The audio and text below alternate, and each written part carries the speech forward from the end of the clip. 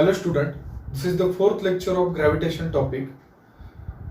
Last 3 lecture मध्ये आपण first discuss केलं introduction of gravitation, second point मध्ये डिस्कस केलं होतं concept of centripetal force, third point मध्ये डिस्कस केलं होतं केपलर्स लॉ, फोर्थ पॉइंट आपण डिस्कस केला Newton's universal law of gravitation. Okay, हे 4 पॉइंट आतापर्यंत आपण इथे डिस्कस केलेले.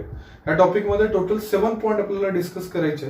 ओके, आज आपण या लेक्चर मध्ये न्यू पॉइंट डिस्कस करणार आहे, तो म्हणजे युनिफॉर्म सर्क्युलर मोशन और magnitude of centripetal force. Okay, तर इथे आधी हे समजून घेऊया की युनिफॉर्म सर्क्युलर मोशन कशाला म्हटलं जातं. ठीक आहे, तर सगळ्यांना माहिती आहे जर एखादा ऑब्जेक्ट, सपोज एखादा ऑब्जेक्ट हा सर्क्युलर पाथ मध्ये मुवमेंट करत असेल, ओके, सर्क्युलर पाथ मध्ये ट्रॅव्हल करत असेल तर त्याला काय म्हटलं जाईल, सर्क्युलर मोशन. ओके, हा ऑब्जेक्ट जर सर्क्युलर पाथ मध्ये ट्रॅव्हल होत असेल, ओके, तर याला काय म्हणलं जाईल, सर्क्युलर मोशन. मग युनिफॉर्म सर्क्युलर मोशन कशाला म्हणलं जाईल, हाच ऑब्जेक्ट सर्क्युलर पाथ मध्ये मूव्ह होतोय पण त्याचा स्पीड हा कॉन्स्टंट आहे. ओके, जो स्पीड असणार आहे ऑब्जेक्टचा तो तिथे कसा असणार आहे, कॉन्स्टंट असणार आहे, आणि ह्यालाच काय म्हणलं जाईल, युनिफॉर्म सर्क्युलर मोशन.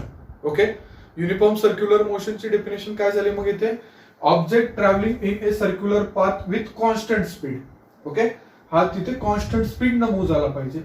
तर ही तुम्हाला कन्सेप्ट समजली असेल युनिफॉर्म सर्क्युलर मोशनची. ठीक आहे, आणि मॅग्निट्यूड ऑफ सेंट्रिपिटल फोर्स काय असतो, आपण सेंट्रिपिटल फोर्स बघितला होता. ठीक आहे, सेंट्रिपिटल फोर्स कुठे असतो, इथे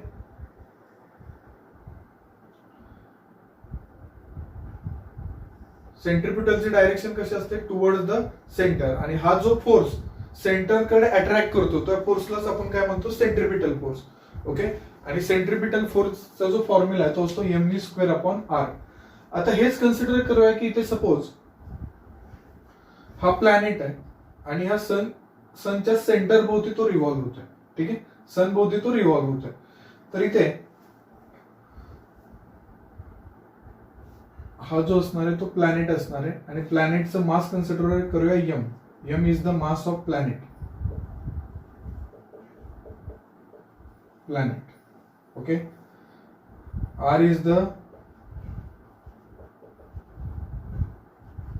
radius of sun. Okay, radius म्हणलं तरी चालेल, ती रेडियस, आणि v is the uniform speed. मी आता सांगितलं युनिफॉर्म स्पीड म्हणजे कॉन्स्टंट स्पीड न तो रोटेट होतोय. ठीक आहे, तर हे सगळ्यांना लक्षात आलंय. फक्त इथे सिंपल लँग्वेज मध्ये लक्षात ठेवा की हा ऑब्जेक्ट सर्क्युलर मोशन मध्ये कॉन्स्टंट स्पीड न मुवमेंट करतोय. ठीक आहे, this is the mass of planet, r is the radius, and v is the uniform speed. आता जर मॅग्निट्यूड ऑफ सेंट्रिपिटल फोर्स असेल तर याला काय म्हणलं जाईल, force is equal to magnitude of centripetal force is equal to mv²/r. Okay, magnitude of centripetal फोर्सचा formula हा असतो, magnitude of centripetal force. Okay, तर इथे हा m म्हणजे मास ऑफ प्लॅनेट आहे, r म्हणजे रेडियस आहे, आणि v म्हणजे स्पीड आहे. तर स्पीडचा फॉर्म्युला काय असतो, डिस्टन्स अपॉन टाइम. ओके, आता हे किती डिस्टन्स ट्रॅव्हल करणार आहे 1 रिव्हॉल्युशन कंप्लीट करण्यासाठी, 2πr. Okay, circumference. तर इथे डिस्टन्स किती झालं, 2πr, आणि वेलोसिटी ही t झाली. ठीक आहे, 2πr/t. ओके, तर इथे f इज इक्वल टू काय फॉर्म्युला, m, v चा formula 2πr/t upon r. Okay, तर इथे काय होणार आहे, m 4π² हे 4 होणार, r²/t² अपॉन r. याच्यातला एक r कॅन्सल होईल. ओके, हे असं येणार का बघा, इथे 4m असं लिहूया, 4π²m 4π²m r/t². ओके, हे झाला f centripetal force.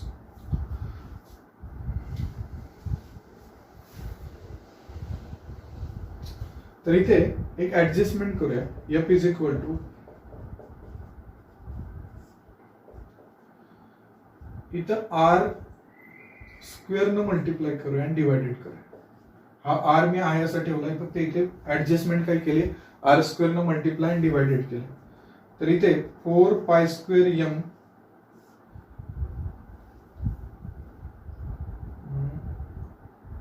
Upon R square, हा R इकडे शिफ्ट केला आणि इथं R cube upon T square झाला. R cube upon T square. तर आपला जो केपलरचा थर्ड लॉ होता तो काय सांगतो, R cube upon T square. Okay, R cube upon T square काय असतो, कॉन्स्टंट असतो ना केपलर्स लॉ. आठवतोय का? आता केपलरचा थर्ड लॉ आपण पेज नंबर आय थिंक ह्याच्यावरती दिलाय बघा. Kepler's third law page number 3 वरती दिलाय. ओके, किंवा हा असाही लिहिला तरी चालेल, T square upon R cube is equal to T. Okay, हा करेक्ट होईल. फर्स्ट जो होता तो चुकीचा होता. 4 पाय स्क्वेअर एम आणि ह्यालाच काय म्हणलं आपण, टी स्क्वेअर अपॉन आर क्यूबला के म्हणलंय. ठीक आहे, कॉन्स्टंट आहे. हा केपलर्स थर्ड लॉ आपण इथे डिस्कस केला.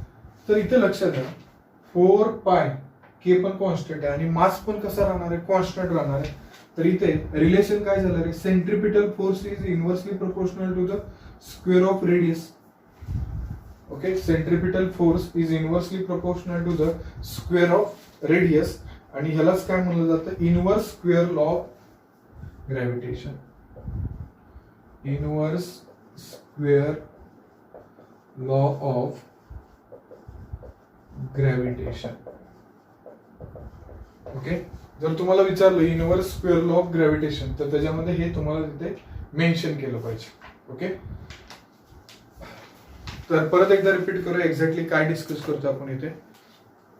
इथे सांगितलं uniform circular motion. Circular motion म्हणजे काय, एखादा ऑब्जेक्ट हा सर्क्युलर पाथ मध्ये मुवमेंट करत असेल तर त्याला काय म्हणलं जाईल, सर्क्युलर मोशन. ओके, मग युनिफॉर्म म्हणजे काय, तोच ऑब्जेक्ट सर्क्युलर पाथ मध्ये कॉन्स्टंट स्पीडनं मुवमेंट करतोय त्याला काय म्हणलं जाईल, युनिफॉर्म सर्क्युलर मोशन. ओके, मग इथे हा ऑब्जेक्ट इथे कॉन्स्टंट स्पीडनं मुवमेंट करतोय तर त्याला काय म्हणलं जाईल, युनिफॉर्म सर्क्युलर मोशन. तर हा एम काय रिप्रेझेंट करेल, मास ऑफ प्लॅनेट. आर काय रिप्रेझेंट करेल, रेडियस. आणि व्ही रिप्रेझेंट करेल युनिफॉर्म स्पीड. आता सेंट्रिपिटल फोर्सची मॅग्निट्यूड काय असते, M V square upon R. V म्हणजे काय, डिस्टन्स अपॉन टाइम. डिस्टन्स किती, 2 पाय आर अपॉन टी. ह्या व्हॅल्यू इथं पुट केल्या आणि इथे ऍडजस्टमेंट. इथे हे एक इम्पॉर्टंट लक्षात ठेवा की ऍडजस्टमेंट मी केली का, तर केपलर्स लॉ मध्ये आर क्यूब आहे, केपलरचा थर्ड लॉ मध्ये. मग इथे T square upon R cube. T म्हणजे काय असतं, टाइम ऑफ रिव्हॉल्युशन. ओके, आणि आर म्हणजे रेडियस. तर हे कॉन्स्टंट असतं आणि ही टोटल टर्म इथं काय मिळाली, कॉन्स्टंट. आणि ह्याचं रिलेशन कसं मिळालं, centripetal force is inversely proportional to the square of radius. त्याच्यामुळे त्याला काय म्हणलं जाईल, inverse square law of gravitation. Inverse square law of gravitation.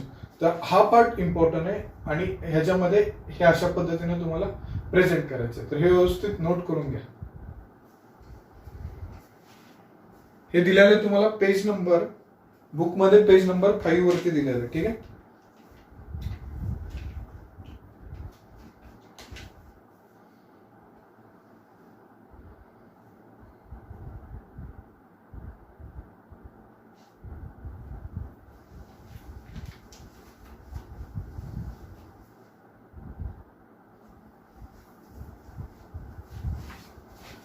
ठीक आहे. आय होप सगळ्यांचं झालं असेल. तर मी इथे स्टेटमेंट लिहितो, inverse square law of gravitation काय प्रूव्ह केलं. ठीक आहे, inverse square law of gravitation. Inverse square law of gravitation. Inverse square law of gravitation मध्ये लक्षात घ्या काय सांगितले, centripetal force.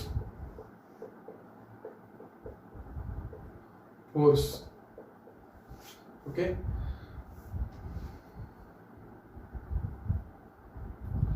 Is inversely proportional to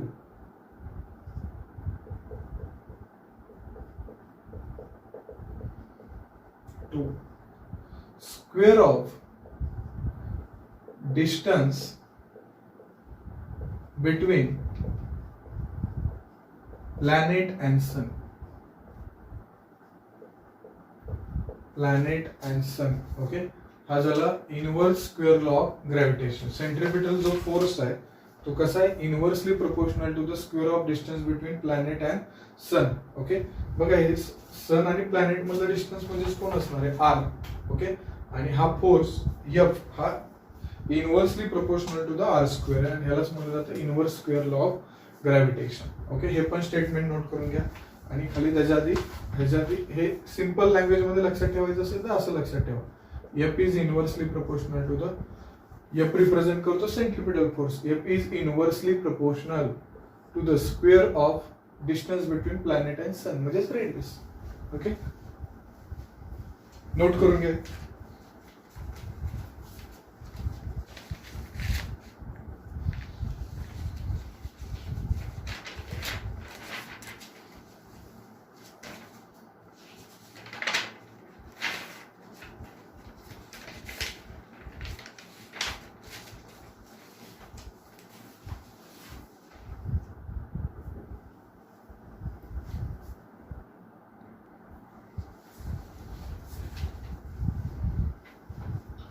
ठीक आहे, तर इथे आपण आता जी कन्सेप्ट डिस्कस केली ते म्हणजे युनिफॉर्म सर्क्युलर मोशन और मॅग्निट्यूड ऑफ सेंट्रिपिटल फोर्स, आणि लास्टला आपल्याला inverse square law of gravitation हा प्रूव्ह झाला. ठीक आहे, तर आता इथे आपण बघणार आहे पेज नंबर 6 वरती जे सॉल्ड एक्झाम्पल आपल्याला दिले त्याच्यामध्ये फर्स्ट एक्झाम्पल, हे एक्झाम्पल विचारले जात नाहीत पण एक कन्सेप्ट म्हणून लक्षात ठेवा.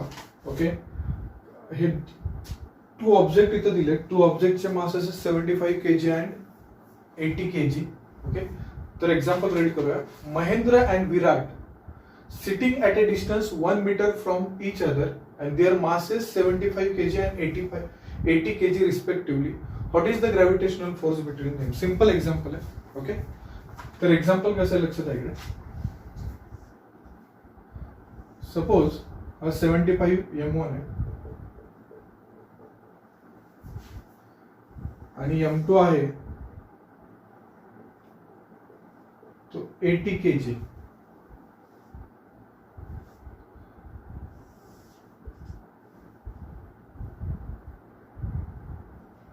आणि डिस्टन्स आहे 1 मीटर. ओके, m1 75 kg आहे, m2 80 kg आहे आणि डिस्टन्स आहे 1 मीटर. ठीक आहे, तर आपण Newton's universal law of gravitation मध्ये फॉर्म्युला बघितला होता, F is equal to G m1 m2 upon d square. आठवतंय का. ओके, तर G ची व्हॅल्यू किती असते 6.67 इंटू 10⁻⁻11. ओके, m1 किती आहे 75, m1 हा दिलाय 75, m2 दिलाय 80 आणि दोघांमधला डिस्टन्स आहे 1. ओके, G ची व्हॅल्यू किती असते 6.67 इंटू 10⁻11. ओके, तर ह्याचं जर कॅल्क्युलेशन केलं तर आन्सर येणार आहे 4.002 इंटू 10⁻⁻7 न्यूटन. ओके, आपल्याला इथे विचारले what is the gravitational force between them. तर ग्रॅव्हिटेशनल फोर्स हा आहे महेंद्र आणि हा आहे विराट. ओके, आता इथे ऍक्च्युअली कन्सेप्ट काय ते समजून घेऊया. लक्षात आहे इकडे इम्पॉर्टंट आहे. तर हा महेंद्र आहे 75 kg वेट आहे, विराट आहे 80 kg. दोघांमधलं डिस्टन्स किती आहे 1 मीटर आहे. ओके, तर F is equal to G m1 m2 upon d square. तर G हा इथे तुम्हाला गिवन आहे, m1 दिलाय m2 दिलाय आणि d किती आहे 1 आहे, 1 चा स्क्वेअर 1च होणार आहे. त्याचा आन्सर आला 4.002 इंटू 10⁻⁻7. तर ह्याच्यामध्ये एक लक्षात आलं असेल की जर suppose Mahendra are sitting, okay, and Mahindra and Virat are sitting at a distance 1 meter from each other. जर सपोज महेंद्र जिथे बसलाय, ओके, त्या सीट वरचं आणि महेंद्रचं फ्रिक्शन, जे दोघांमध्ये फ्रिक्शन असेल ते जर सपोज निग्लिजिबल असेल, 0 असेल, तर ह्याच्यामध्ये काय होईल, महेंद्र हा विराटला अट्रॅक्ट होईल. इथे लक्षात समजून घ्या, का तर महेंद्रचं वेट किती आहे 75 kg आणि विराटचं किती 80 kg. ज्याचं वेट जास्त असेल, ज्याचं मास जास्त असेल तो लो मासच्या बॉडीला अट्रॅक्ट करणार आहे. ठीक आहे, हे कधी होईल पॉसिबल? ज्यावेळेस महेंद्र ज्या सीट वरती बसलाय त्या सीटचं जो फ्रिक्शन असणार आहे महेंद्र आणि त्या बॉडीचं, जर ते कन्सिडर आपण 0 केलं तर कोण कुठे अट्रॅक्ट होणार आहे? महेंद्र हा विराटकडे अट्रॅक्ट होईल. ओके, लक्षात ठेवा. हा फोर्स या टाइप मध्ये तो अट्रॅक्ट होईल आणि त्याची मॅग्निट्यूड किती असेल अट्रॅक्शनची? F is equal to 4.002 into 10⁻⁻⁷. Okay, मग तो अट्रॅक्ट करताना तो मोशन मध्ये झाला महेंद्र. ओके, मग महेंद्रची वेलोसिटी काय असेल, महेंद्रचं ऍक्सेलरेशन काय असेल, हे आपण सगळं कशाने फाइंड आउट करणार आहे? इक्वेशन ऑफ मोशन और Newton second law of motion. Okay, हे यूज करून आपण हे पॅरामीटर फाइंड आउट करणार आहे. तर ह्या पॉइंट मध्ये एवढंच होतं की परत एकदा सांगतो, इथे 2 ऑब्जेक्ट दिलेत, एक महेंद्र आहे आणि दुसरा विराट आहे. महेंद्रचं मास आहे ते 75 kg आहे आणि विराटचं 80 kg आहे. तर इथे कोण कोणाला अट्रॅक्ट करणार आहे? ज्या बॉडीचं मास हे हायर असेल ती लोअर मासवाल्या बॉडीला काय करणार आहे? तिथे अट्रॅक्ट करणार आहे. ठीक, मग ह्याच्यावरून F हा असा आला आणि ह्या पद्धतीने अट्रॅक्ट होईल. पण ह्याच्यामध्ये फ्रिक्शन कसं असलं पाहिजे? इथे 0. जिथे महेंद्र ज्या सीट वरती बसलाय तिथे फ्रिक्शन काय होतं? इथे 0. Friction is equal to 0. मग आपल्याला ह्या बॉडीचं वेलॉसिटी आणि या बॉडीची वेलॉसिटी ऍक्सेलरेशन हे आपल्याला फाइंड आउट करतात. हे नोट करून घ्या.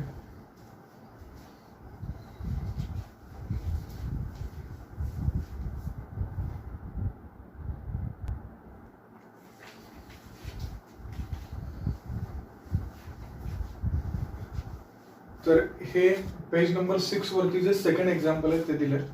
इन द अबव एक्झाम्पल, जे फर्स्ट आपण एक्झाम्पल बघितलं त्याच्यामध्येच, in the above example assume that bench on which Mahindra is sitting is frictionless. Okay, ज्या बेंच वरती महेंद्र बसलाय तो बेंच कसा आहे? सीट फ्रिक्शनलेस आहे. Starting with 0 velocity. Okay, starting with 0 velocity. What will be the Mahendra velocity of motion towards the Virat after 1 second and will the velocity changes with time.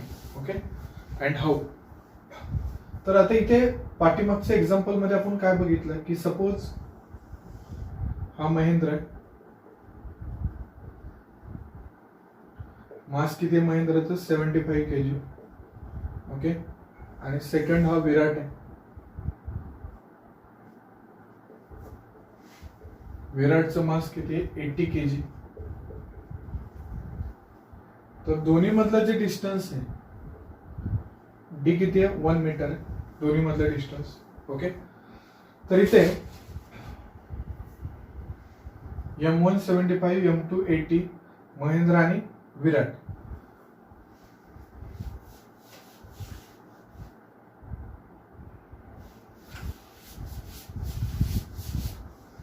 Next,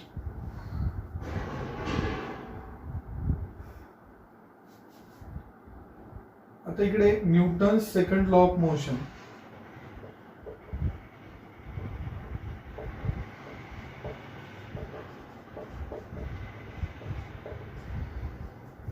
ह्याच्यामध्ये जो पाठीमागच्या example मध्ये जो force आला तो किती आहे? F is equal to 4.002 into 10⁻⁻⁷ Newton. Okay, महेंद्रचं मास आहे, विराटचं मास दिलंय आणि जो फोर्स आहे तो पाठीमागच्या एक्झाम्पल मध्ये आपण काढून घेतला. ठीक आहे, तर ह्या फोर्स वरून आपल्याला महेंद्रचं ऍक्सेलरेशन काढता येईल. Force Newton second law of motion काय सांगतो? F is equal to m into a. Okay, F किती आहे? 4.002 into 10⁻⁷. M किती आहे? 75 इंटू ऍक्सेलरेशन. ऍक्सेलरेशन किती येणार आहे? 5.34. ओके, कॅल्क्युलेशन करा. हे डिवायडेड झालं तर हे ऍक्सेलरेशन हे येईल. ठीक आहे, आता इथे ऍक्सेलरेशन फाइंड आउट केलं तर एक्झाम्पल मध्ये त्यांनी काय सांगितलं की स्टार्टिंग विथ, मी तुम्हाला आधीच सांगितलं की बेंच आणि महेंद्र मध्ये जर फ्रिक्शन हे 0 असेल तर महेंद्र मूव्ह करणारे विराटच्या साईडनं. ठीक आहे, तर इथे महेंद्रची वेलॉसिटी किती असेल? After 1 second. आफ्टर 1 सेकंड नंतर मी हे पॉइंट पिक करतो. आफ्टर 1 सेकंड आणि 0 वेलॉसिटी म्हणजे इथे जे इक्वेशन ऑफ मोशन मध्ये फर्स्ट इक्वेशन काय, v is equal to u plus at. Okay, मग ह्याच्यामध्ये u इनिशियल वेलोसिटी किती आहे, 0. टाइम किती आहे, 1 सेकंद. ओके, टाइम 1 सेकंद आहे u इनिशियल वेलोसिटी. तर फायनल वेलोसिटी ही कशी काढणार, ह्याच्यामध्ये पुट केलं 0, 5.34 इंटू 10⁻⁹ इंटू 1. तर हे पण काय होणार आहे, 5.34 इंटू 10⁻⁹ मीटर पर सेकंड. क्वेश्चन है what will be the Mahendra velocity of motion towards the Virat after 1 second. Okay, 1 second नंतर इथे महेंद्रची वेलोसिटी किती असेल, 5.34 इंटू 10⁻⁹. तर त्यांनी सांगितलं what will the velocity changes. Okay, आता इकडे लक्ष द्या, ह्याच इक्वेशन मध्ये मी टाइम चेंज केला, इथं 1 सेकंद दिलं होतं, 1 लिहिलं. जर टाइम चेंज केला तर वेलोसिटी पण काय होणार आहे, चेंज होणार आहे. जर टाइम इथे 2 सेकंद हे केला तर वेलोसिटी डबल होईल, इथे 3 पुट केला तर वेलोसिटी ही इन्क्रीज होणार आहे. ठीक आहे, तर ह्याचा आन्सर काय असेल, will this velocity changes. Yes, velocity changes with respect to time. Okay, आणि जसा टाइम इन्क्रीज होईल तशी वेलोसिटी इथे इन्क्रीज होणार आहे. ठीक आहे, तर ह्याचा आन्सर काय असेल, velocity will be increase with respect to time. जसा टाइम चेंज होईल तशी वेलोसिटी इन्क्रीज होणार. ठीक आहे, परत एकदा सांगतो, इकडे लक्षात द्या. एक सिंपल कन्सिडरेशन करूया. महेंद्र आणि विराट. ओके, महेंद्रचं मास आहे 75 kg आणि विराटचं 80 kg. ठीक आहे, आणि डिस्टन्स दोन्ही मध्ये 1 मीटर आहे. याच्यावरून एफ हा आपण प्रिव्हियस एक्झाम्पल नंबर 1 मध्ये फाइंड आउट करून घेतला होता. Newton second law of motion कशासाठी यूज केला, ऍक्सलरेशन फाइंड आउट करण्यासाठी. ह्याच्यावरून ऍक्सलरेशन आलं. आता इथे काय सांगितलं, महेंद्र ज्या सीट वरती बसलाय ते फ्रिक्शनलेस सीट आहे. ओके, त्याच्यामुळे महेंद्र काय होणार आहे, मुवमेंट करणार आहे. कुणाकडे, विराटकडे. तर तो अट्रॅक्टिव्ह फोर्स इथे झाला, ऍक्सलरेशन झालं. तर हे इक्वेशन यूज केलं, v is equal to u. U 0 का घेतला, तर 0 इनिशियल स्टार्टिंग विथ 0 वेलोसिटी म्हणलं. ठीक आहे, आणि टाइम किती दिलाय, 1 सेकंद. ह्याच्यामध्ये हे पुट केलं, वेलोसिटी आली. आणि पुढे क्वेश्चन विचारलं, will this velocity changes with time. Okay, yes, velocity he time वरती डिपेंड आहे. त्याच्यामुळे जसा टाइम चेंज होईल तशी वेलोसिटी इथं चेंज होणार आहे. ओके, आणि ह्या टाइप मध्ये तुम्हाला हे आन्सर लिहायचं. हे 2 एक्झाम्पल आपण इथे सॉल्व्ह केले, हे नोट करून घ्या.